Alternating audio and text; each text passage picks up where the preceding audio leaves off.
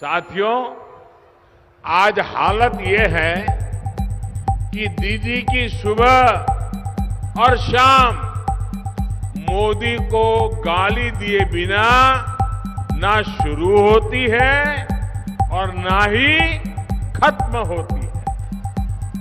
और दीदी क्या क्या बोल रही है, उन्होंने सिर्फ इस चुनाव में कैसे गाली दी है, ये मैं आज बंगाल के लोगों के सामने, देशवासियों के सामने और अपने आप को बुद्धिजीवी मानने वालों के सामने भी दोहराना चाहता हूं। 19 मार्च को दीदी ने कहा कि वो मोदी का चेहरा नहीं देखना चाहती।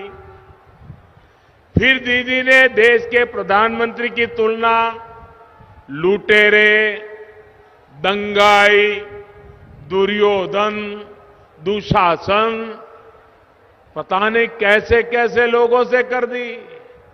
20 मार्च को दीदी ने मुझे श्रमिकों का हत्यारा बताया, दंगा करने वाला बताया। 24 मार्च को दीदी ने कहा देश का प्रधानमंत्री झूठा है, देश का प्रधानमंत्री सिंडिकेट से जुड़ा है।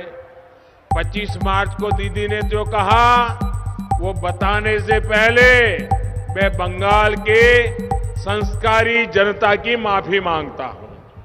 यहां के लोग संस्कारी हैं, यहां के लोग विवेक बुद्धि वाले हैं, इसलिए उस बात को बोलने से पहले मैं बंगाल की महान परंपरा, बंगाल की महान जाति, उनकी माफी मांग करके फिर मैं बोलता हूं। दीदी ने मुझे जो गाली दी, मैं उसे मजबूरी में दोहरा रहा हूं।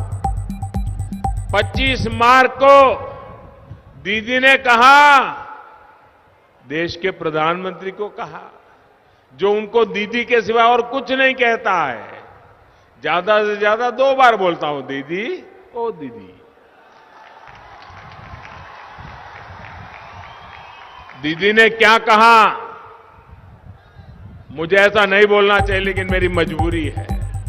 दीदी ने क्या कहा, दीदी ने कहा तुम साला खुनी का राजा, खुनी का जमींदार, तुमने सारे पैसे लूट लिए।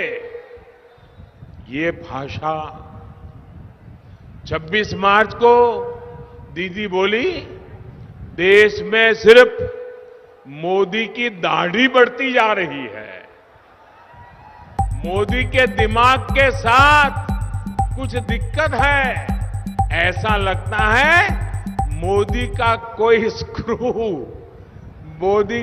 स्क्रू ढीला हो गया है। देखिए, बंगाल में 10 साल जो मुख्यमंत्री रही वो क्या बोल रही है। 4 अप्रैल को दीदी इस बात पर भड़क गई कि बंगाल में बीजेपी की सरकार बनेगी। उन्होंने कहा कि क्या मैं भगवान हूं, सुपर ह्यूमन हूं। 12 अप्रैल को दीदी ने कहा, जहां मैं जाता हूं वहां दंगे होने लगते हैं। 13 अप्रैल को दीदी ने फिर से मुझे सबसे बड़ा झूठा कहा, मंदबुद्धि कहा।